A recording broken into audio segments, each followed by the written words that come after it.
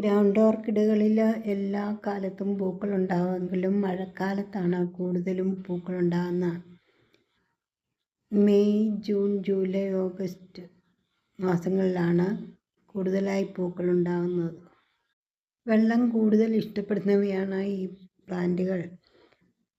മറ്റുള്ള ഓർക്കിഡുകളെ പോലെ അല്ല, ഇത് നിലത്ത് നട്ടുപിടിപ്പിക്കാവുന്നവയാണ്. സാധാരണ ചെടികൾ നടുന്ന പോട്ടിങ്സിൽ ഇവയെ നട്ടുവയ്ക്കാം. പൂവില്ലാതെ തന്നെ ഈ ചെടികൾ നിൽക്കുന്നത് കാണുവാൻ മനോഹരമാണ്. ഒരു ചെടിക്ക് ചുറ്റും ധാരാളം തൈകൾ പെട്ടെന്ന് ഉണ്ടായി വരുമെന്നുള്ളതാണ് ഈ ചെടിയുടെ മറ്റൊരു പ്രത്യേകത. മഴ കൂടുതലുള്ളപ്പോൾ ചട്ടികളിൽ വെള്ളം നിന്ന് ഇവയുടെ വേരുകളൊക്കെ ചീഞ്ഞു പോകാറുണ്ട്. മഴക്കാലത്ത് ഇവയ്ക്ക് കീടബാധയൊക്കെ ഉണ്ടാകാറുണ്ട്. മുട്ടുകളൊക്കെ പുഴുക്കൾ വന്ന് തിന്ന് വിടരുന്നതിന് മുമ്പേ നശിച്ചു പോകാറുണ്ട്. 1 ലിറ്റർ വെള്ളത്തിൽ 5 ഗ്രാം സ്യൂഡോമോണസ് കലക്കി അതിൻ്റെ തെളി ഊറ്റിയെടുത്ത് ഇവയുടെ ഇലകളിലും ചുവട്ടിലുമൊക്കെ സ്പ്രേ ചെയ്ത് കൊടുക്കുന്നത് ഇങ്ങനെയുള്ള കീടങ്ങളെ നശിപ്പിക്കുവാൻ സഹായിക്കും. മാസത്തിലൊരിക്കൽ ഇങ്ങനെ എന്തെങ്കിലും ഫംഗിസൈഡ് സ്പ്രേ ചെയ്ത് കൊടുക്കുന്നത് ഇലകൾ ബ്ലാക്ക് നിറത്തിലാകുന്നതും തടയുവാൻ സഹായിക്കും. ബ്ലാക്ക് നിറത്തിലുള്ള ഇലകളെ കട്ട് ചെയ്ത് മാറ്റിക്കളയാവുന്നതാണ്.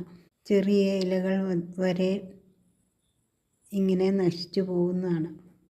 ഇങ്ങനെ ബ്ലാക്ക് നിറത്തിലുള്ള ഇലകൾ നിറഞ്ഞു നിന്നാൽ ചെടികൾ അഭംഗിയായി നിൽക്കുകയും ചെയ്യും. കാലത്ത് ചാണകപ്പൊടിയൊന്നും അധികം വളമായി ഇട്ട് കൊടുക്കാതിരിക്കുന്നതാണ് നല്ലത്.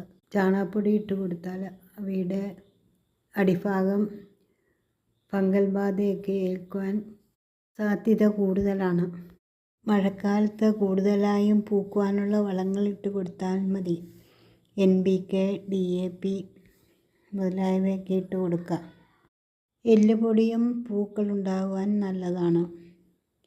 എല്ലുപൊടി കുറച്ച് വേപ്പിൻ പിണ്ണാക്കും കൂടെ ചേർത്ത് ഇട്ട് കൊടുത്താൽ കീടബാധ ഏൽക്കുന്നതും തടയാൻ സാധിക്കും. ചട്ടിയിൽ തൈകൾ നിറഞ്ഞു നിന്നാൽ പൂക്കളുണ്ടാകാൻ സാധ്യത കുറവാണ്. അതുകൊണ്ട് ചട്ടികളിൽ തൈകൾ നിറയുമ്പോഴേ റിപ്പോർട്ട് ചെയ്തു മാറ്റുക. ഒരു ചട്ടിയിൽ 3-4 തൈകൾ നട്ടു കൊടുത്താൽ മതി.